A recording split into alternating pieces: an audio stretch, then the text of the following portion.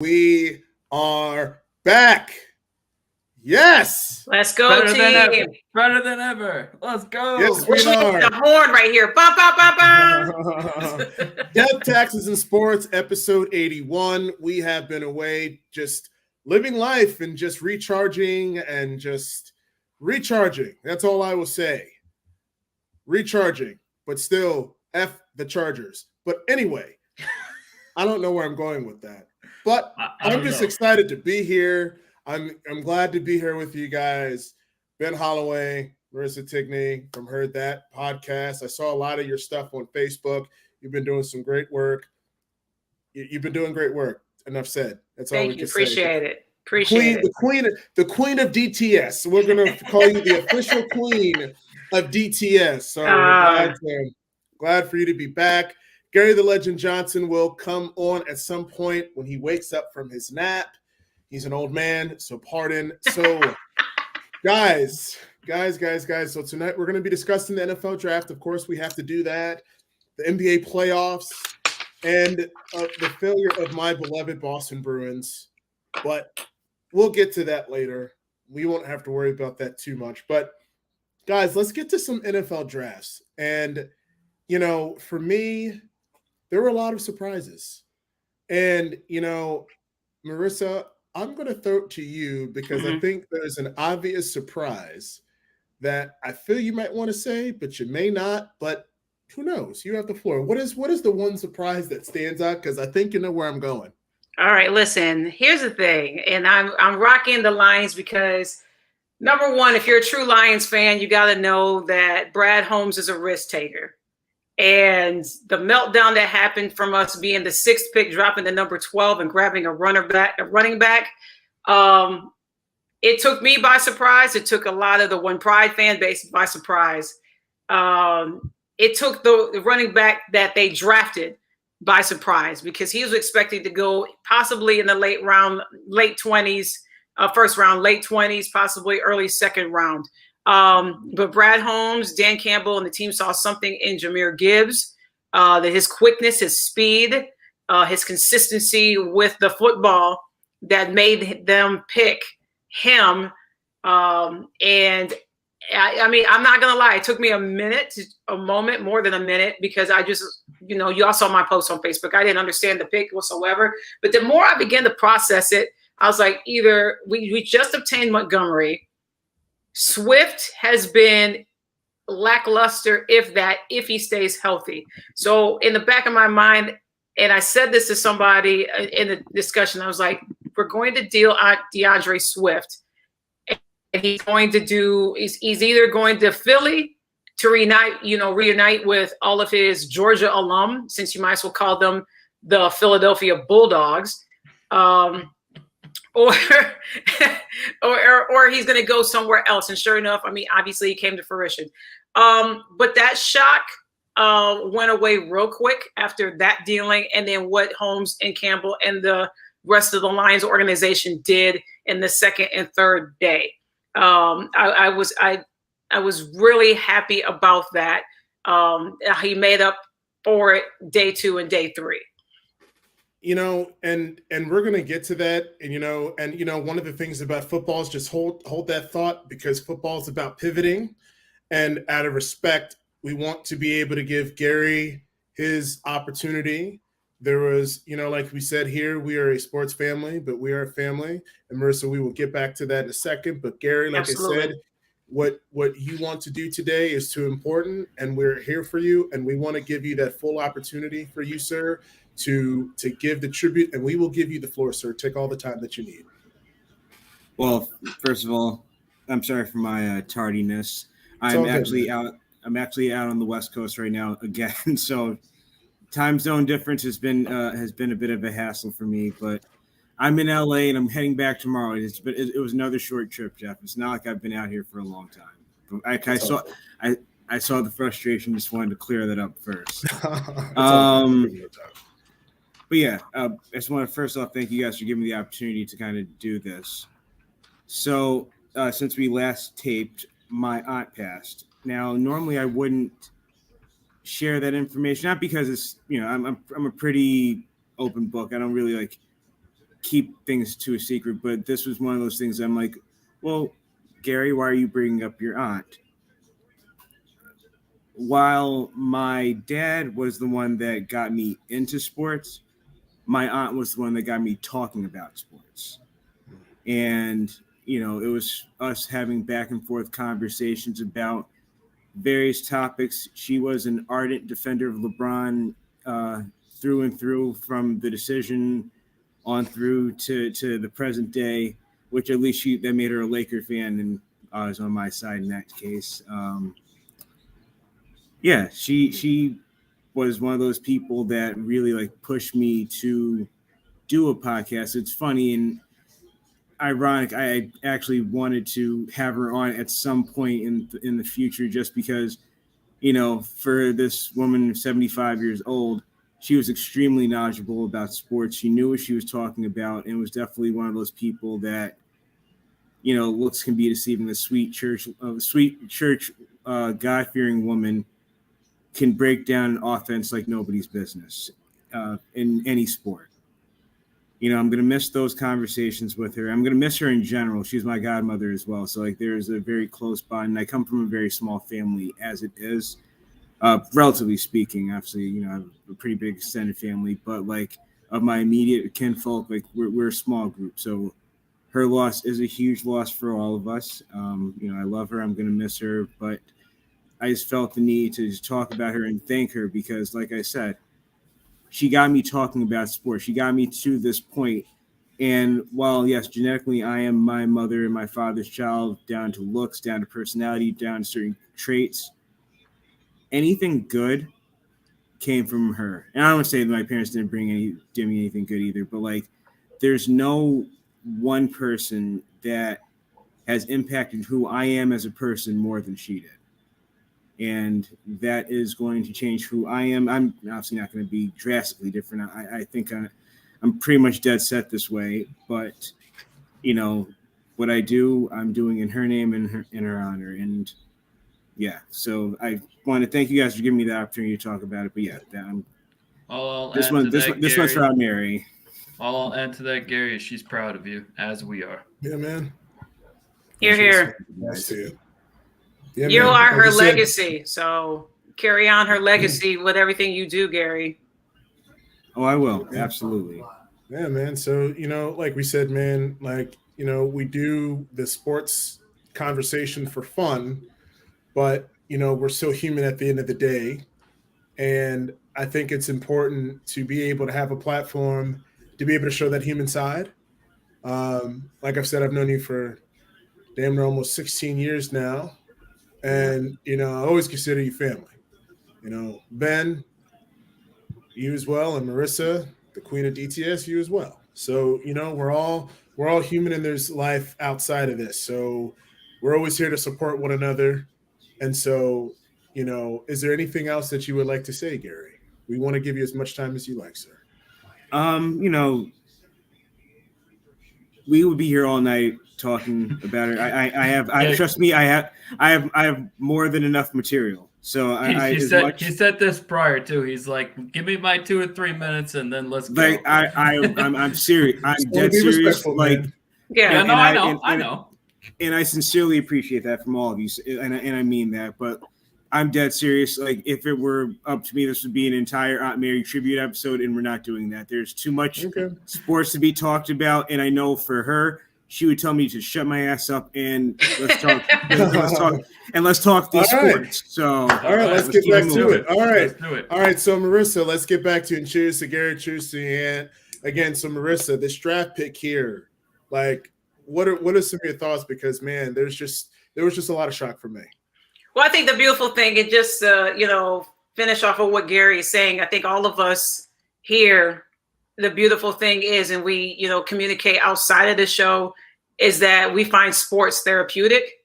Doesn't matter what we're going through, you know, the ups and downs, but something in sports, whether it's a game that we're watching or something that, you know, an underdog, and I know that we're going to talk about this in the show, a team that gets early elimination and everything else, and all of us were just like, you know, texting each other, and it's like, my God, we're up so late, but we're talking about this thing, and it's just like puts our perspective and then puts all whatever we're going through on the shelf for that moment. So I think it's beautiful of us connecting this way as far as sports.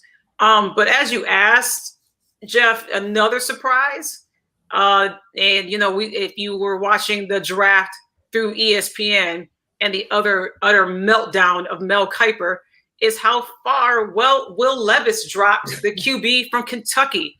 I thought that man was going to have doggone a panic attack / heart attack of how many times he has mentioned his name.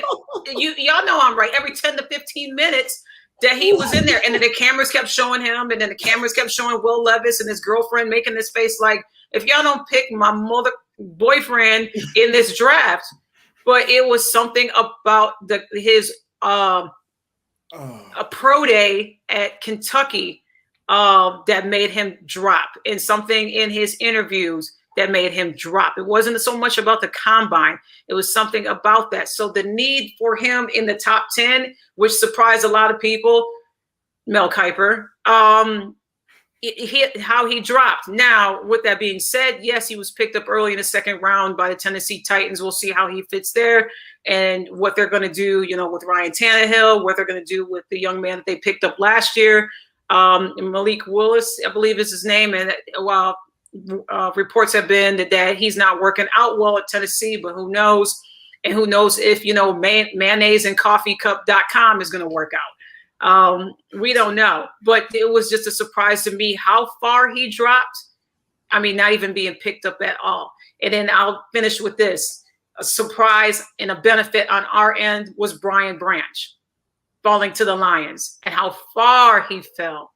And then his answer being that he was ready to get to work and that, he thought he was going to go the first day. It didn't happen, ended up going on day 2. And I think he will fit perfectly for what plans that we will have, the Detroit Lions will have for him. So I'm happy that he is on One Pride. And, hey, cheers to that. But the Will Levis one, Ben, you and I had talked about it through text a little bit. I really thought that he was going to get drafted over Anthony Richardson. And I thought that he was going to be more of a type against Indiana, for Indianapolis. And Ben, I know you got some thoughts on that one, man, because I didn't think that Anthony Richardson was going to get drafted ahead of Will Levis. Yeah, so Will Levis. Will Levis. So, Will Levis. Two things on Mr. Will Levis. First off, dropping to the second round, yes, but I'm sorry, the Titans drafting him 1 year after Malik Willis, I don't know. You're really going to give up on a quarterback who Malik Willis, let's just say, not looking it up, let's say he's 21 years old. Maybe he's 22. And you're already he sucks. He played a little bit his rookie season, and he didn't play well. But, I don't know. To me, it's a little bit what are you doing? Why? I don't know. I understand the talent, but to me, it's just a bad look, and it's Malik Willis is never going to be anything in a Titans uniform. You literally just ruined his Titans career, at least. Not to say he couldn't do anything. Not to say he can't be anything in the league, but it's that was a little bit mind-blowing to me. And you mentioned Anthony Richardson, him going top 5 with his college statistics and his game tape. Forget the measurements. Forget how fast he is, how far he can throw. I cannot see him being – anyways, I mean, sure, his physical talents are there, but watch the game. The game, the eye test, it does not equal top 5. All his measurables and his, running and the vertical jump and all this, his speed, that's one thing, but that's with nobody in his face. That's not in a game. That's running or jumping in free space. So that's a big one. And then Bijan Robinson going number 8 to Atlanta. Atlanta has such a flawed roster. You did not need to spend that draft capital, top 10 pick on a running back. And then real quick, I will leave with 2 teams that were playoff teams that had bigger needs that drafted wide receivers. The Chargers drafted Quentin Johnson from TCU. The Vikings drafted Jordan Addison. Neither one needed a receiver in the first round. And here's what I'm going to say, and then Gary, I'm going to toss it to you. Taking Bijan Robinson, I mean, obviously he was the best running back since Saquon, I think. But, I mean, here's the thing. They were fixing something that wasn't broken. They led the league in rushing attempts and were third in rushing yards. And Tyler Aguilar set the rookie franchise rushing record. Like, you did not need to – I get it. He's super talented. But you didn't need to do that. But again, it is what it is. This is a team that has so many different holes. But Gary, before I toss it to you, I think the one thing is for Houston, I kind of think they double dip with number 2 and number 3 because they really gave up a haul for him, right? They shipped to number 12 and number 33 overall. But here's the thing. They gave up their first rounder in 2024, third rounder. This is a team that is not going to contend in the next 3 seasons. So you really need – that's the type of move that you make when you are competing for a championship, Gary. Gary, you have the floor, sir. I agree. I 100% agree. I don't know. Well, Gary's up. Gary, you there? There you go. Here we go. Here's Gary. I'm here. No, because I was going to say Bijan Robinson going to Atlanta that early. Yeah, like I'm just thinking about like their wide, like they need weapons at wide receiver. They need a secondary. There were far more. Like Robinson's going to be good, but he's not going to push them into being a playoff team. He might give you a 1 or 2, like maybe, but I thought only other team that I looked at, I was like, what are you doing? Is kind of Green Bay. It's kind of, you need weapons for Jordan Love so we can figure out who or what he's going to actually be, and you really didn't address it the way that you should have, especially with your earlier picks. You made the trade with the Jets. You obviously just swapped picks. It wasn't really much of a jump from 15 to 13, but you could have done more. You should have done more. And now you're just kind of setting him up for failure, and now you're going to be looking at the 24 draft and seeing which quarterback, which I personally think might be a better draft anyway. You're going to look and see, like, who's out there. So you're just now setting yourselves back another, 2-3 seasons by your indecisiveness or your poor decision-making, I should say. Mm-hmm. Yeah. I mean, listen, like Bijan Robinson, all I'm going to say is before we toss it to you, Marissa, is that the way that they drafted Kyle Pitts, they better utilize both those guys. Mm-hmm. That's all I'm going to say. You better run the hell out of Bijan Robinson. He better have no. If he doesn't have at least an average of 25 touches a game, they have failed. There, I said it. But one more thing I'm going to say is that the Jets passing up on a wide receiver at number 15. This is a team that's in win now. And adding another receiver, I think, would have been the right move. But Gary, I feel like you have a second. I feel like you want to. They're waiting for Mercedes Lewis. Don't you see? He's the answer to everybody's problems. Oh my gosh! They want to go drag him from under whatever rock that he's on, and he's going to be the savior for Gang Green. That's what Aaron Rodgers wants. That's what he's going to get. We're waiting on Mercedes Lewis. Mercedes Lewis. They'll be waiting for a long time. Yeah. God. Or we do a midseason trade for Randall Cobb. Either one. Oh my gosh. Oh man. But waiting on Mercedes Lewis. That's awesome. That's like saying that Houston Texans are gonna go undefeated next season. No, they're not. Oh, man. You know what? Let's just say this real quick for the Texans. Over under 6 games for the Houston Texans. Under. Marissa, Ben, then Gary. Under. They drafted for getting ready to be a contender in about 2 to 3 years. They didn't draft for the right now. Okay. But 6 wins though? I mean, that's 6 in a It's a strong 5, man. Okay. Maybe 6. I'll say right on the number 6. Okay, Gary. They are 2 years away from being 2 years away. 4 wins. Okay. I'm gonna, you know what? I'm gonna give it to them. I'm gonna say mine is at 5.7 wins. So I'm gonna round up and say that they're gonna get 6 wins. Maybe they win 5 games in 3 quarters. No, they're going to win 5 games to get that one tie. Come on, Jeff. Hey, we'll see what happens. We'll see what happens. But so, there's a lot of teams that had a lot of good drafts. There's a lot of teams that had a lot of bad drafts.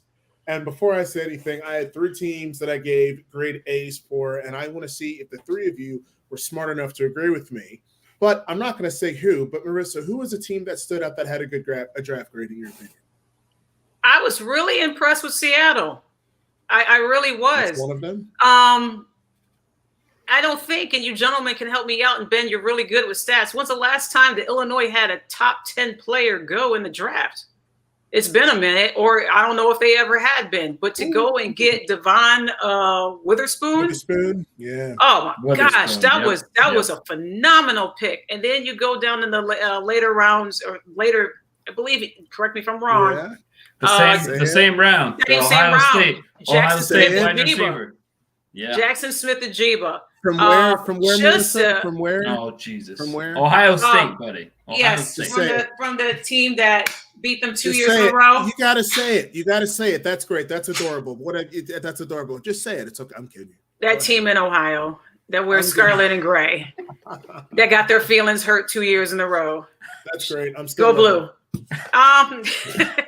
But you know what? I'm not going to take away any talents from him. I know that he was, hurt for a moment, and then, not going to risk it because they weren't in a national championship or contending to be it. So, they did it very smart. And I know there was some Buckeyes that were very salty about the fact that he didn't come back and, play in their bowl game respectively. But he did it very smart, which turned out to be a benefit for Seattle when they picked him up. Why? Because he had an amazing combine and he had an awesome pro day.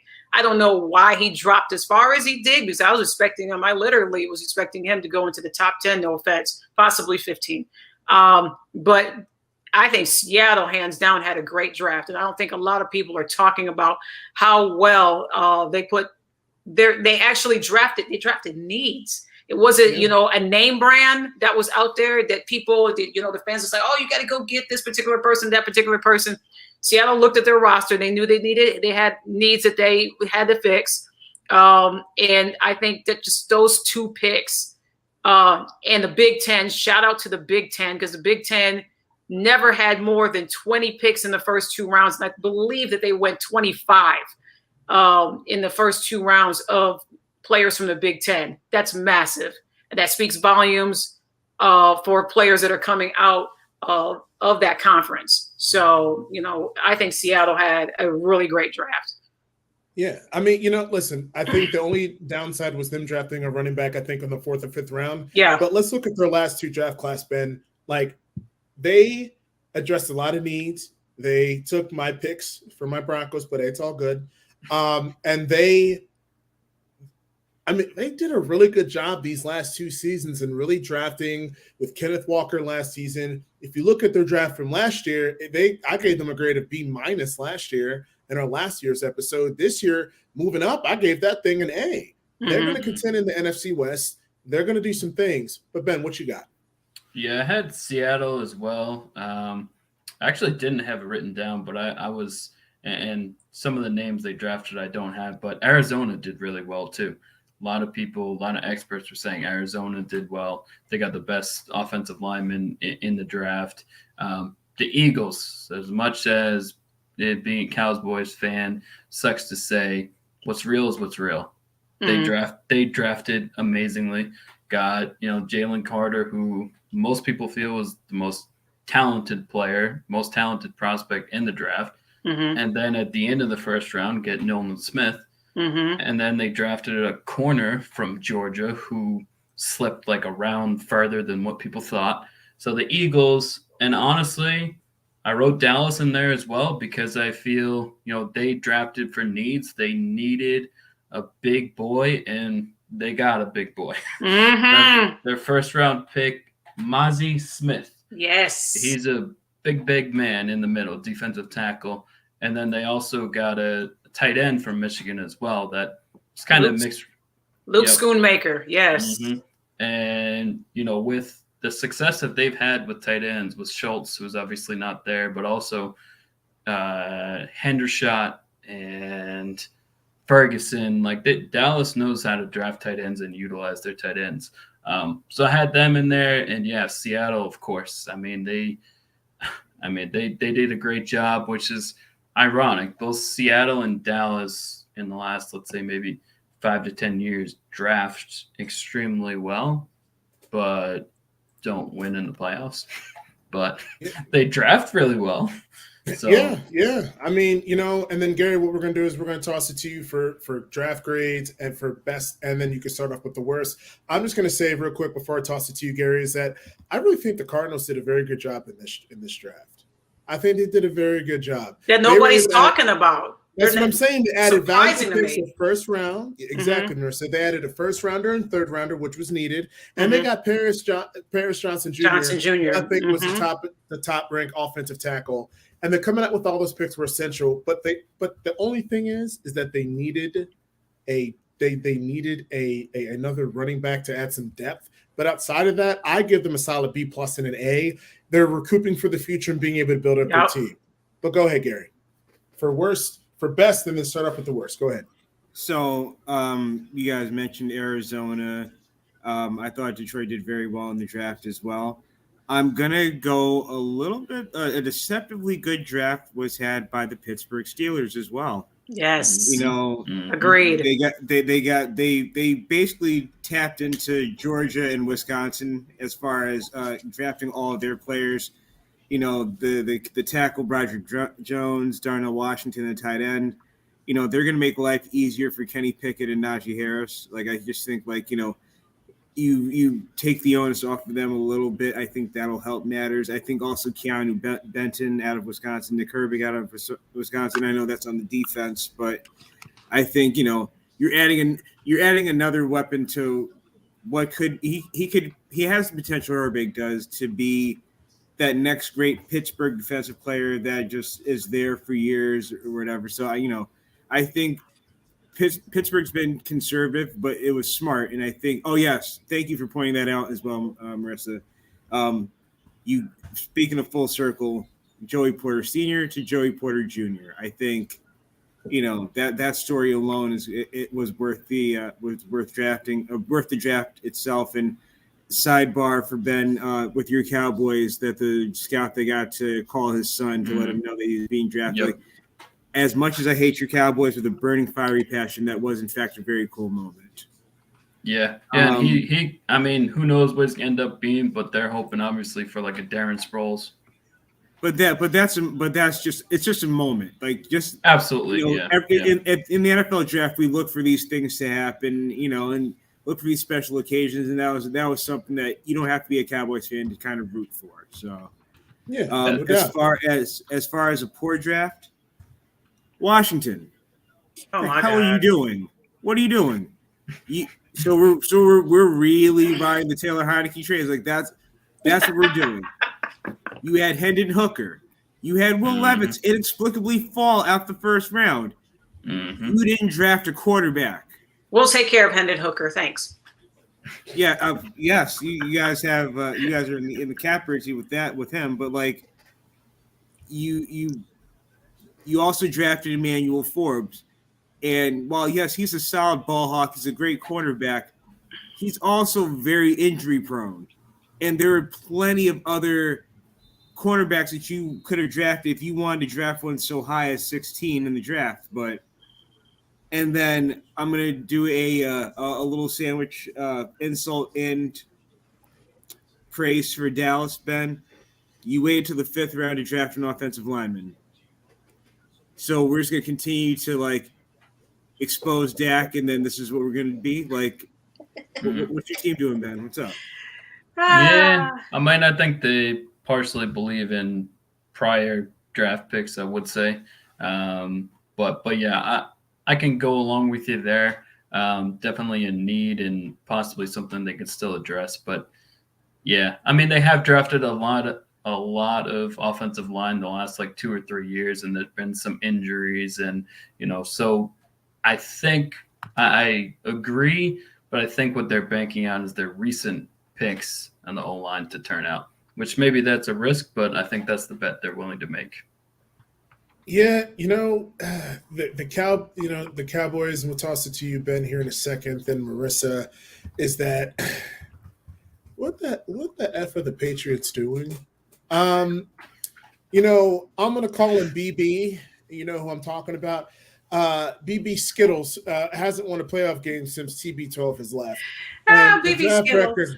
BB Skittles. And his draft record is pretty spotty. So we have a guy named Tyquan Thornton in the second round here. We got a guy named Marcus Jones here in round 3.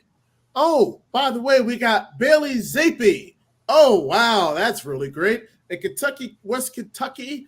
Now, his numbers in 2021 would think that this guy was just absolutely amazing. Had 5,960 rushing yards and 62 touchdowns. Wait, Jeff. That's last year's draft. They drafted Zappi last year. Oh. Anyway, didn't I just say? Like, hold on. Listen. I said his record. I literally said that his spotty. It's been spotty. I was getting ready to finish in 2021. You didn't give me a chance to finish. You were ready to cut me off. You were ready to cut me off. You were ready to cut me off. The level of disrespect. But anyway. But you get it. Look. You get what I'm saying. The Patriots. The Patriots. I mean, that's all I'm going to say. That's all. You get the point. Listen, I'm proud of you for rocking that Denver Broncos jersey that you're doing. But where were they in this draft? I was waiting for y'all to have, you had 4 or 5 picks, if I'm not mistaken. I was waiting for y'all to draft an edge rusher. I was waiting for y'all to draft needs, especially some help on the offensive line for a very overpaid, and I'm sure that he's going to be worth the money on the recoupable end, Russell Wilson. However, the only Wilson that people wanted to have in any kind of game was the football, not the football player. It was really sad about I didn't see anything happen with the Denver Broncos and what they needed for their team. I don't know what else I can expand on it, but it was just like they just did a disappearing act in this draft, and I was just really surprised about it. I think the 257th pick is the only one that I was familiar with, and that was it. So that was near the end of the draft. So.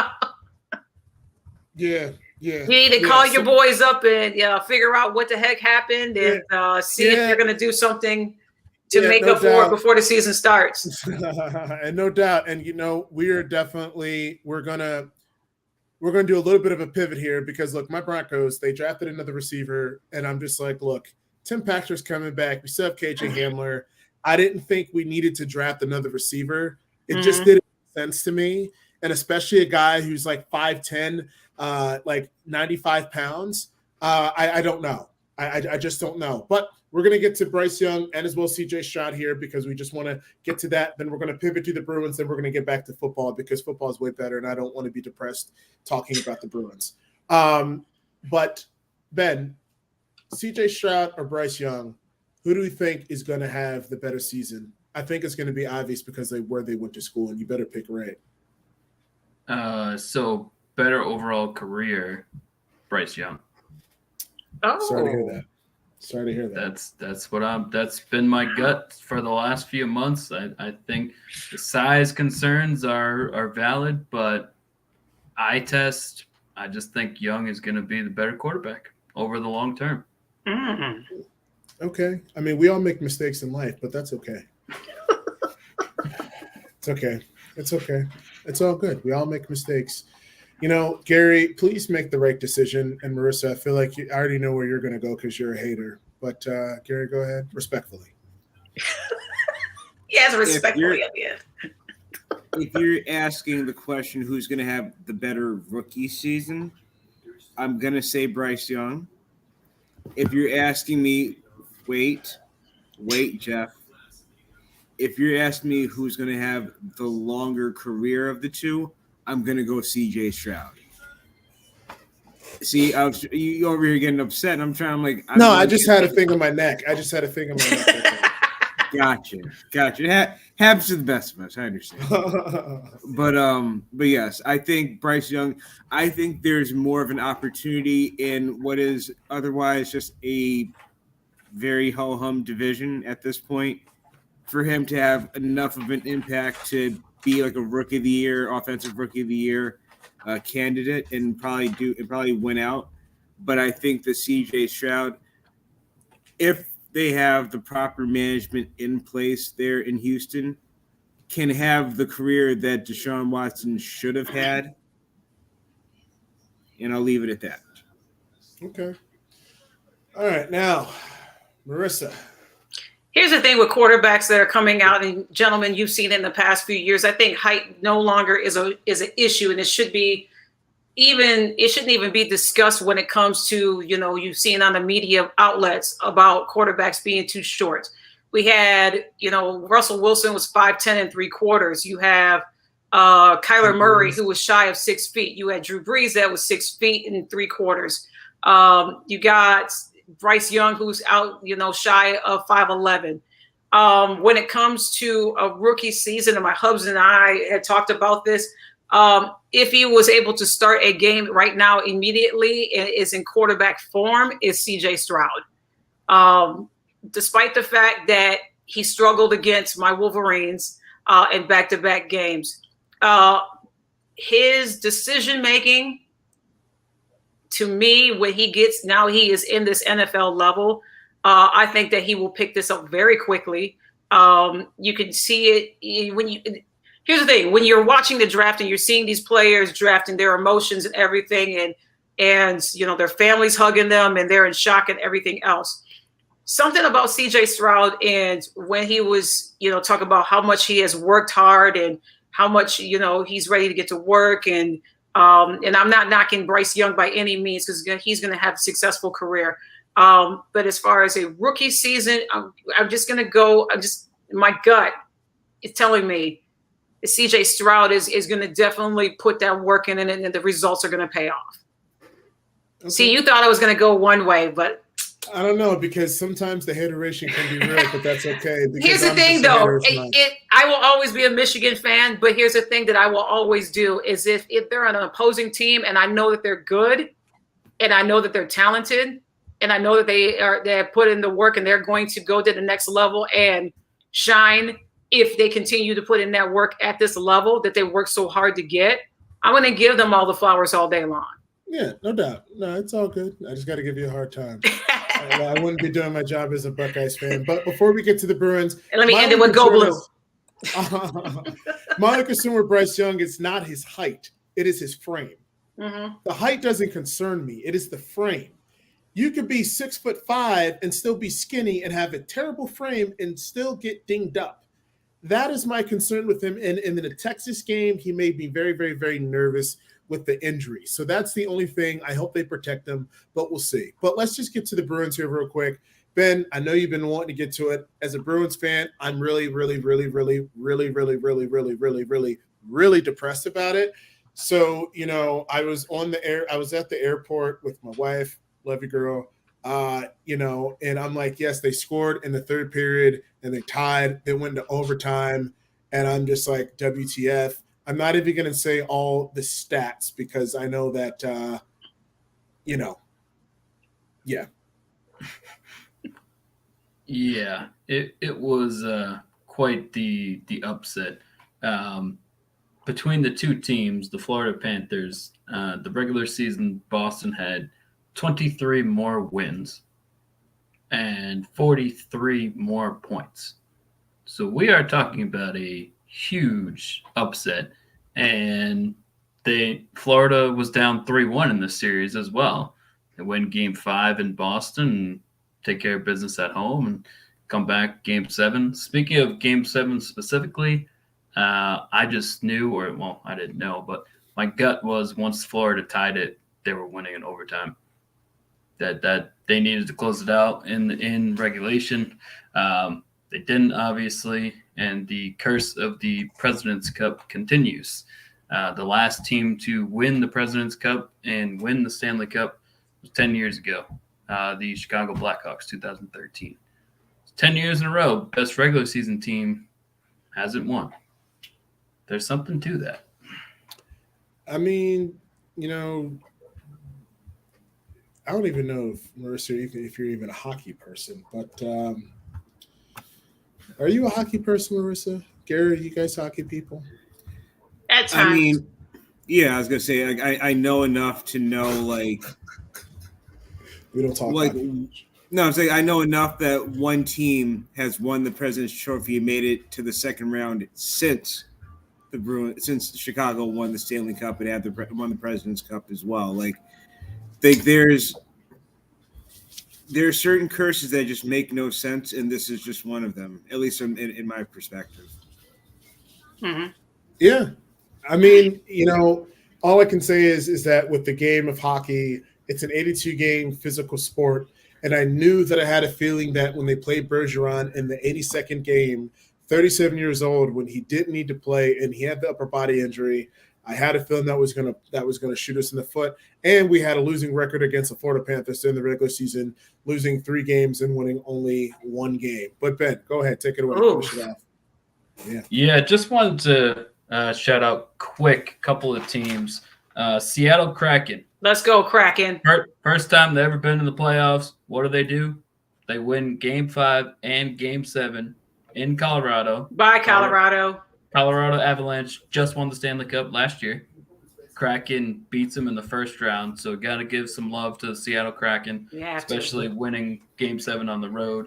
And speaking of love, playoff games, got to give Toronto a little bit of love too. They had not won a playoff series since 2004, and they beat Tampa Bay, who didn't win last year, but the Tampa Bay Lightning had gone to 3 straight Stanley Cups, and Toronto beats them again Game 5 in Tampa and Game 7 in Tampa. So yeah, just wanted to give a quick shout out. Last year's Stanley Cup representation, Tampa Bay and Colorado out in round 1. And no Tampa Bay Lightning. That's just, it's going to be and new. And shout out to the Dallas Stars. I'm here in Dallas. I represent. And shout out to them. I hear it's everything just as big in Texas as they say. But hey, all good stuff. Let's also just make a. Go ahead. I was about to pass it to you. Okay. No, I was going to say, like, unlike in the past, so I just want to talk about expansion teams.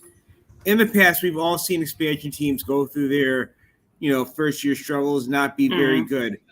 In the NHL, like, it's like you're set up for success because Seattle's literally following the blueprint that Vegas set 3 or 4 years ago. Yep. You know what I'm saying? Like, they found that instant success and they've been riding that wave ever since. So, like, I just want to just point that out. I'm like, hockey's like that one sport where the expansion team has as good a chance to really make it better than any other sport. No, and and that's the thing is that when they did the expansion draft here in Seattle, they did it at the the Gasworks Park, which was really dope. It was a really, really, really cool event right by the water. And I was like, if they really do this right, in a couple of years, they can really contend. And when I saw this roster, I'm like, I'm actually pretty impressed with how they were able to construct this. But, hey, it's all good. Ben, any other final thoughts on hockey before we can get back to the exciting stuff in life? No, I think that's what I want to talk about. You satisfied? You good? You got your appetite good with some hockey? You done? You're good. You're good. Okay. Ben, I know how excited y'all about talking about Donovan Mitchell. So take it away with Donovan Mitchell. Light it up for us. All right. So going to the NBA and kind of surprises. Donovan Mitchell, I'm sorry, these statistics are just bad for somebody who's a superstar. So in the series against the Knicks, which, by the way, the Cavs were the 4 seed and they were the favorites and they lost 4-1. Donovan Mitchell, 13 out of 45 for threes. That's 29%. Even on free throws, which he's a career 86% free throw shooter. In the series, 72%. For points per game against the Knicks, 23.2. He normally averages 28 in the playoffs. And mind you, this is the team that supposedly wanted you and Stephen A. Smith, and I'm sure many other Knicks fans wanted Donovan Mitchell, which should have given the actual Donovan Mitchell motivation to beat them. And I'm sorry, he flopped out, man. That is not what Cleveland expected. You're the dog. You're the one. That's not good enough. And especially to lose in 5 games. Like that, I'm sorry. He can't get a pass. He underperformed. I mean, but here's the question, though. Here's the question, Gary. Since you're a New Yorker, I want to throw this question to you. Do you still make that trade for Donovan Mitchell? See, this is where it gets interesting because if the Knicks had lost to Cleveland, then the narrative would have been you should have traded for Donovan Mitchell. You had the opportunity. Why didn't you just get rid of R.J. Barrett? Except that R.J. Barrett turned it on and made Donovan Mitchell look like such a punk in the last couple of games. Like, so it's like one of those, like, you have to be careful, answering that question. Like the armchair coach, armchair basketball player saying, yeah, we don't need Donovan Mitchell. Like, we never needed Donovan Mitchell. But the reality is, if he did this, like, what's the flip side? If he did this in a Knicks uniform, now the pressure's on Donovan Mitchell to come back. Like, granted, there's pressure on him now, but Cleveland pressure and New York pressure are two vastly different beasts. And so I know I'm not really answering the question because I'm like, I don't know. I think it's not an easy answer. It's not like, it's one of those, you kind of have to either make the trade or not make the trade and just literally live with it. And the Knicks, I'm watching the game simultaneously right now. And even though they're down 3, it's like, hey, they're in the second round. They have home court advantage in the second round of the NBA playoffs. Who had that coming? Who had that? Who had that as a narrative? I mean, that's facts. And Marissa, all I'm going to say is I still would make that trade because circumstances are circumstances, and we don't know what the alternate universe would have been like if they actually had made the trade for Donovan Mitchell. So, yes, albeit in a 5-game series, they still won. Donovan Mitchell didn't play good. I still think that long-term, Donovan Mitchell's upside is a lot bigger, is higher with him over RJ Burrito. And I mean, you just wonder. But Marissa, I say would you make the trade and then take it off with us as far as biggest surprises thus far in the playoffs? I agree with everything that Gary just said. I mean, there's no need for me to echo it, the fact of the matter. Like Donovan Mitchell, and I saw a lot of this trending on Twitter, is the Donovan Mitchell that people saw in the postseason when he was with his former team. Where was that kind of energy and his ability, his playing ability at when it was the postseason here for the Cleveland Cavaliers? Was the investment was the risk or reward? And a lot of people are seeing it as a risk.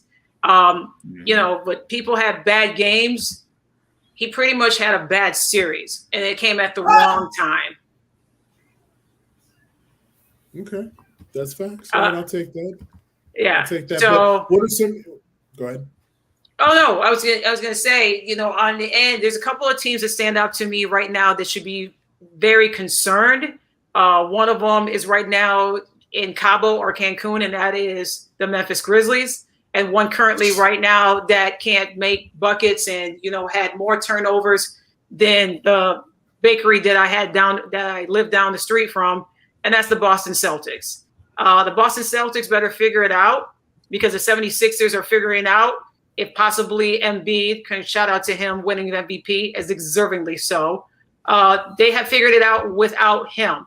You allowed someone who was dressed like the Cookie Monster because he could not attend this year's Met Gala come out there and put a 45-piece into your soul. And y'all couldn't figure it out. You couldn't figure out how to stop him.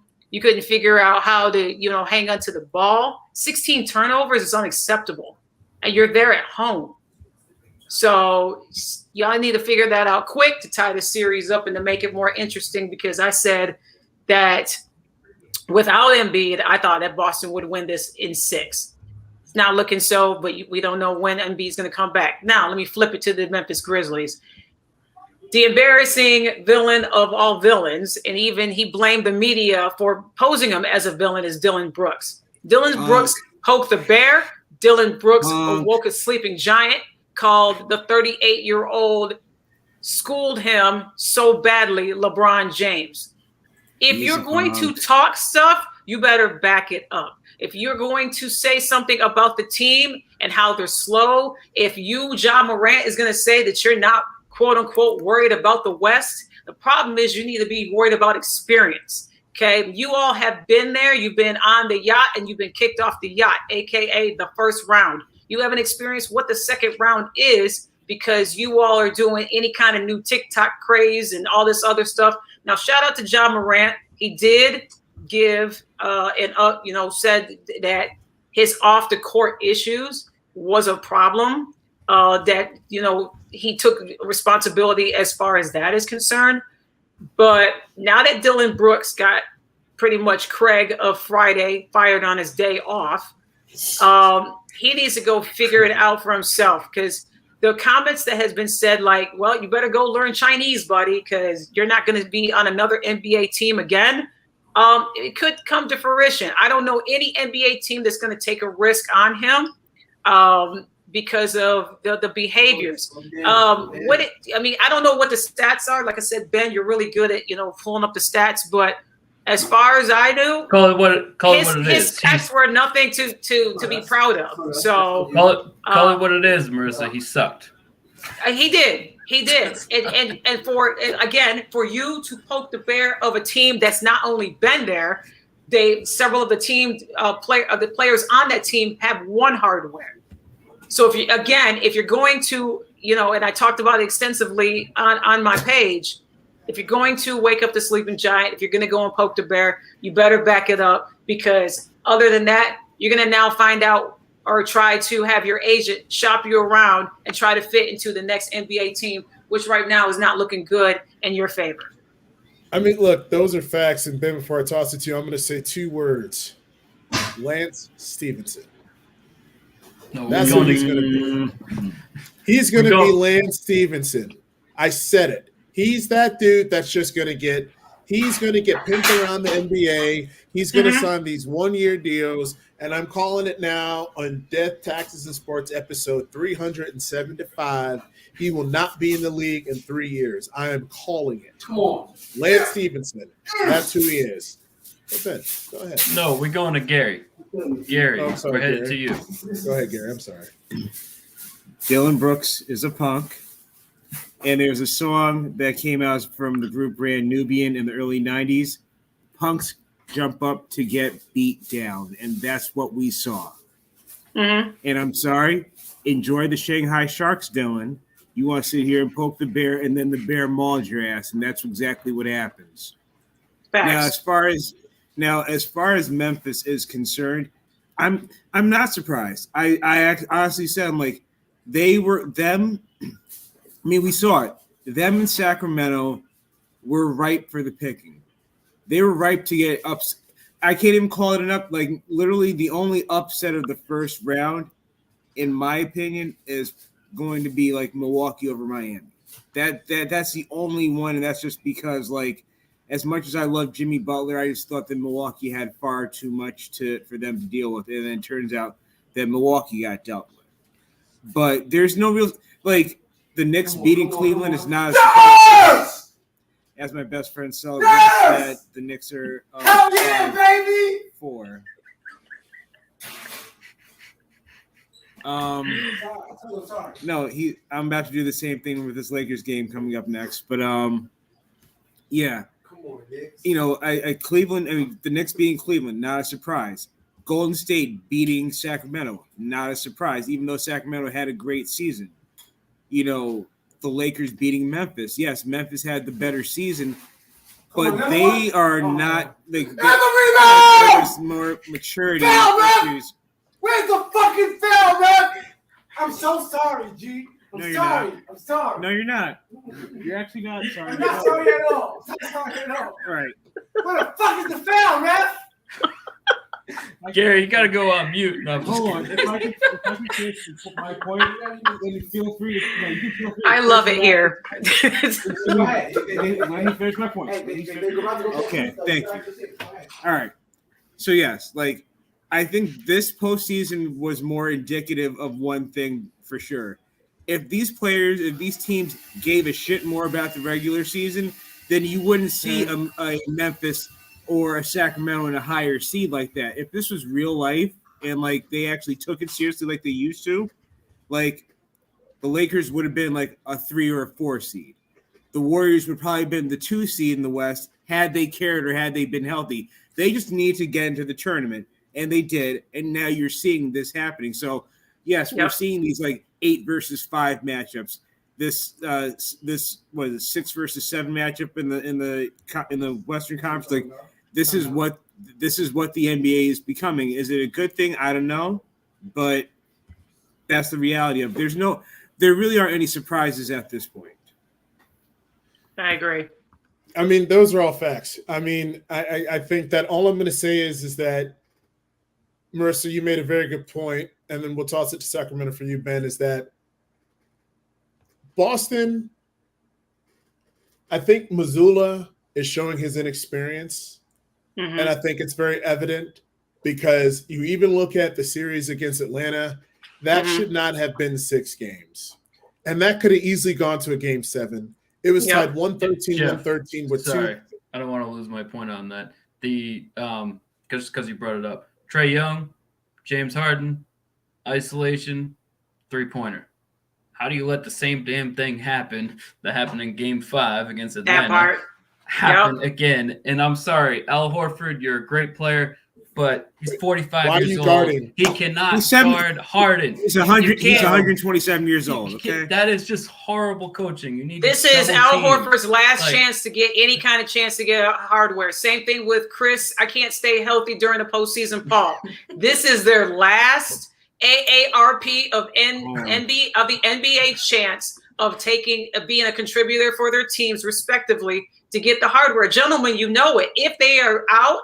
If their team ends up being out, if the 76ers puts the Celtics out, if for some reason that Phoenix does not get it together, now being down 0-2, and as much as Kevin Durant has been a contributor and as much as Devin Booker is talented, if these gentlemen do not figure it out quickly, then Chris Paul is going to go to the Hall of Fame ringless, and Al Horford is going to go to the Hall of Fame ringless. They had great careers, but you are near, should I say, quote unquote, to the end of the road. I mean, I don't have a lighter with me, but let's put it up in the air because it's going to be to that point where they either need to win it now or they need to win it now. And unfortunately for the Suns, I don't see it happening. For the Celtics, they got to turn it around tomorrow night. I'm going to say is Al Horford played during Greg Oden's time in the national championship game in 2007. And where's Greg Oden now? Doing, Old Spice commercials and now playing for the Big Three. I digress. I'm just saying that's not what Al Horford is. I just saying. But Ben, let's throw it to you. Give your thoughts on Sacramento, and then I'm going to give you a trade idea because I think this one I'm curious about your thoughts. But go ahead on Sacramento. Then let's do Ben's impressions and then let's do final thoughts. But Gary, we're also going to do a 30-second grab as well. I was just going to say, Gary, I was going to let you go first on Chris Paul before I go to the Kings. Real quick. You go first, and then I'll do the Kings. Go for it. Because I feel like Nostradamus. I feel like I have plenty of proof. There are several episodes that we can go back in the archives. I have said it ad nauseum, repeatedly, till my face turns blue if it was even physically possible for that to even happen. It's death, it's taxes, and it's the Chris Paul postseason injury that screws up everybody's postseason plans. We've seen this with the Clippers. We've seen this with the Rockets. We've seen this with the Hornets, Pelicans, Hornets, whatever they're at, wherever they were at that point. And now we're seeing this with the Suns. It's the same thing over and over and over again. You get to springtime, and all of a sudden the joints tighten up. Like it's 1 year it's a hamstring. 1 year it's the elbow, 1 year it's the shoulder, this year it's the groin. And you're absolutely right. State Farm cannot save his ass. Nothing. Like, I don't know what it is. Is it? We've heard rumors like, is he a bad teammate? Is he a bad person? Like, I don't know that for sure. I can't speak on that, but like, this man is probably going to retire without a championship because he physically can't get through an entire spring. Yeah, I mean, nothing there and nothing wrong there. And I just wanted to say, yes, the Kings lost, but the fact that they took the defending champs to 7 games and the fact that they won an elimination game in Golden State, Game 6, I feel they deserve some credit for, making that series entertaining and really pushing Golden State to the limit. So, Mike Brown, Coach of the Year, deservedly so. And, Sacramento, like I said, they lost, but man, they pushed Golden State. Those are the defending champs, and they made them go 7 games. So I thought, it's worth acknowledging the Kings. Real quick. Here's the thing with Sacramento. Like, they can't take that step back again. Yeah. They can't go back to being a 32, 33, 34 win team. They have to build on this momentum. They have to be able to pay. They got to give De'Aaron Fox all the money. They got to give Sabonis his money. They have to Harrison Barnes, let him go on. Fine. Like, he's good, but he's going to find a home someplace else in this league. And that's fine. They were only good because they didn't surprise anybody, but now they're gonna surprise. Exactly. Now much they this year were Memphis last year, in which everybody thought Memphis was good, but they didn't think that good. And now they're going to come back to earth. Now the question is Mike Brown going to be able to sustain this success? Okay. All right. So all good stuff. So before we wrap up, we like to do Ben's impressions, and so I have a trade. Ben, give your thoughts, and then Marissa and Gary, feel free to hop in. If you are a team in Arizona Cardinals and say, hey, I have DeAndre Hopkins available, would you, and he says, listen, I will trade a first rounder, 2 seconds, and a third in 2025. Would you do it for DeAndre Hopkins? Okay, say the package again. Okay, so if I'm the Cardinals GM and I'm calling you and saying, hey, I got DeAndre Hopkins, I trade you a first rounder, 2 seconds for 2024, 2025, and 2 third rounders, 2024 and 2025. Do you make that trade?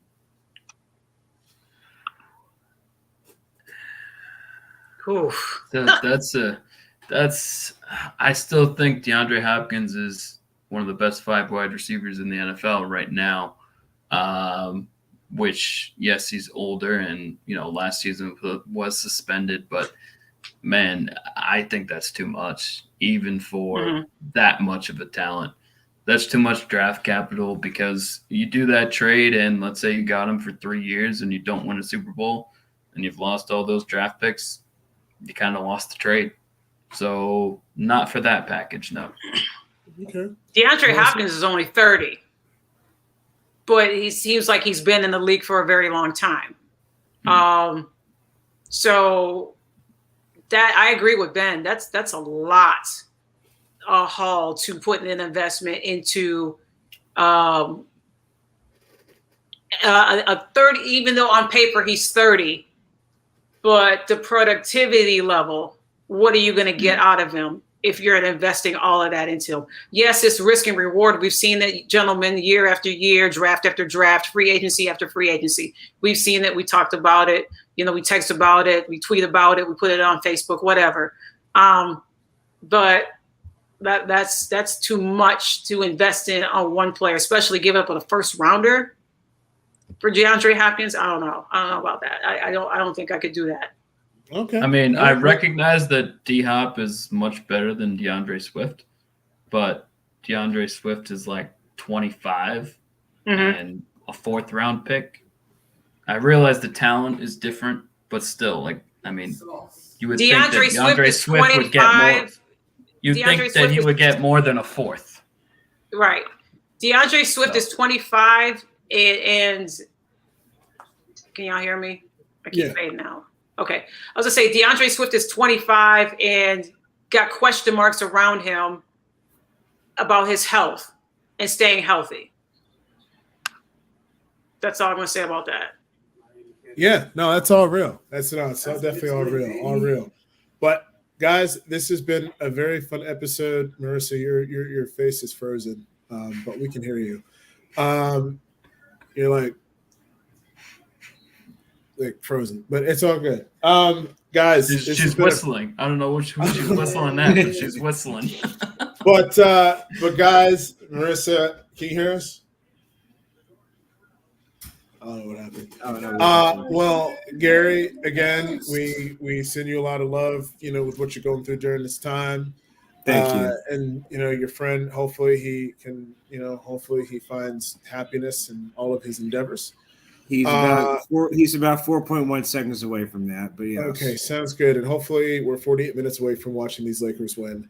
Yes. Ben, buddy, glad to have you back on here. It's been fun. We'll get back at it soon, guys. So, Marissa, I'm sure you'll be back at some point after we're gone. So, to all of our followers, it's great to be back. We're episode 81 as the road to episode 100 continues. Yeah, that's your buddy right there. I know, right? So it's kind of painful. But hey, you guys take care. Peace and love, guys. We're out. We out. Later.